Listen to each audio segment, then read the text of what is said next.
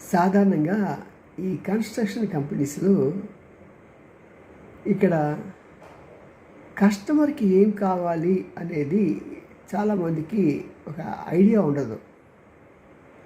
ప్రత్యేకంగా మన ఆంధ్ర రాష్ట్రంలో ఎన్ఆర్ఐలు చాలామంది ఉన్నారు. అంటే ఇక్కడ ప్రతి ఇంటికి ఎవరి ఇంట్లో సరే ఒక అబ్బాయి కానీ ఒక అమ్మాయి కానీ అమెరికాలో లేకపోతే అది విడ్డూరం కూడా. మీ పిల్లలు అమెరికాలో లేరా అండి? అయ్యయ్యో పాపం అనే జాలి చూపిస్తారు. అంటే అంత తీవ్రంగా ఉంటుందన్నమాట ఈ అమెరికా వేట. పుట్టిన దగ్గర నుంచి అమెరికాకి ఎలా పోవాలా, అంటే చదువుకొని పోవాలా, లేకపోతే చదువు కొంటూ సర్టిఫికెట్లు కొంటూ వెళ్ళాలా అనేది రకరకాల ఆలోచనతో మొత్తానికి ఎలాగైనా సరే ప్రతి ఇంటికి ఒకరిద్దరు అమెరికాలోనే ఉంటారు.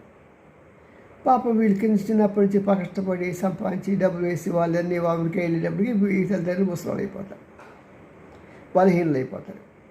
మరి వీళ్ళకి తీసుకెళ్ళి వీళ్ళని పల్లెటూరులో ఉన్న వాళ్ళని తీసుకెళ్ళి ఎక్కడ కూర్చోబెట్టాలి? పల్లెటూరులో వైద్య సదుపాయాలు ఇవన్నీ ఉండవు కదా. మరి అలాంటి వాళ్ళని ఎక్కడ ఉంచాలి అనేటప్పుడు ఈ పట్టణాలలో చాలామంది ఏం చేస్తుంటే పెద్ద పెద్ద టవర్స్లో కానీ లేకుంటే అపార్ట్మెంట్లో కానీ ఉంచేస్తున్నారు, గేటెడ్ కమ్యూనిటీ అని చెప్పేసి. 2 bedroom 3 bedroom 1500 SFT, 2000 SFT, 3000 SFT. ఓహో మా అమ్మ నాన్నకి 2000 2500 ఎస్ఎఫ్టీ కూర్చోబెట్టారు కదా అనుకుంటారు పాపం పిల్లలు. తల్లిదండ్రులకు కావాల్సిన ఇది కాదండి. వాళ్ళకి కావాల్సింది నిజంగా చెప్తున్నా కదా, సింగిల్ బెడ్రూమ్, ఒక సింగిల్ బెడ్రూమ్, కిచెన్, దాంతోపాటు అమ్యూనిటీస్ అన్నీ దగ్గరలో ఉండాలి.